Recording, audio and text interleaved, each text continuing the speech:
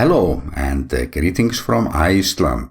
Tonight's update is all about the long wait and detention that led to the magnitude 5.2 earthquake that shook things up here in the metropolitan area tonight. I am like 25 kilometers away from the epicenter, and this took like 5 or 7 seconds, interrupting my workflow. And the scientists have been saying today that the magma is at a depth of 500 meters, according to the latest satellite data. So I used the day to do another trip to the mountain Keilir from the north side of the peninsula.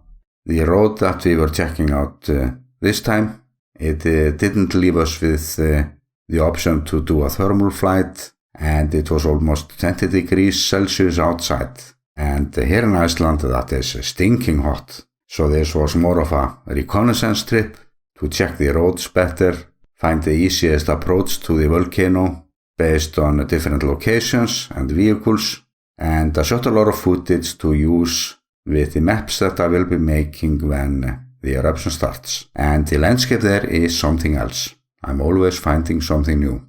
And all our attention here in Iceland is focused on this area, the mountains Keilir and Fagradalsfjall. And this is actually the webcam that I recommend. The large earthquake tonight occurred around here, and I have been looking a bit at this side of Keilir tonight, where my drone detected over 50 degrees Celsius surface heat yesterday, and I wasn't sure what to make from it. I did let the meteorological office know about it.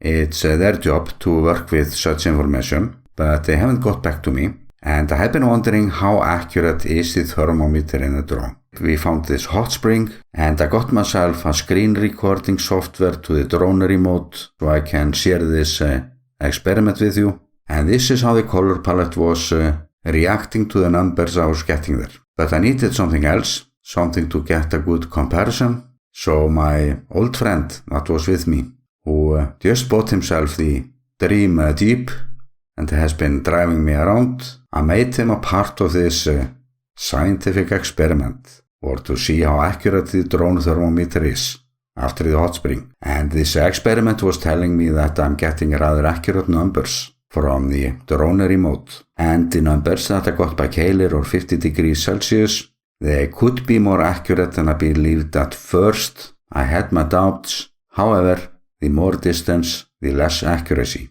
So I will have to do some more tests soon. And I was thinking about to go up to Keilir again tonight to do some nighttime thermal test, but it is a bad idea now. This ridge is my only chance for the range, and the earthquake tonight was just beside it, and the most recent earthquakes are lining up just around the ridge and away from the dike, but I'm not going deeper into that tonight. To the north from Keilir, we have a hot water borehole that serves some summer houses there, and the owner said today that the water had begun to flow out of it, or as it started to do like before the other eruptions.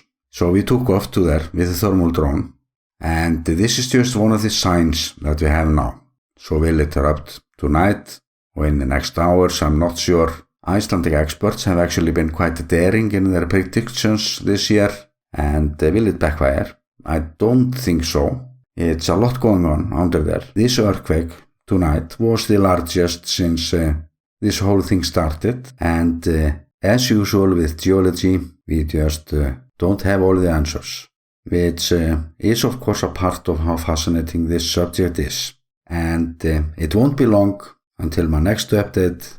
And my first update after the eruption starts will most likely be about how to go there. And as usual, my plan is to get plenty of footage to bring this as close as possible to you who are watching this from home, and help those who are here in Iceland already to look at those awesome forces with safety as the main priority. And with that, I'm sending you best regards from the volcano island, Iceland.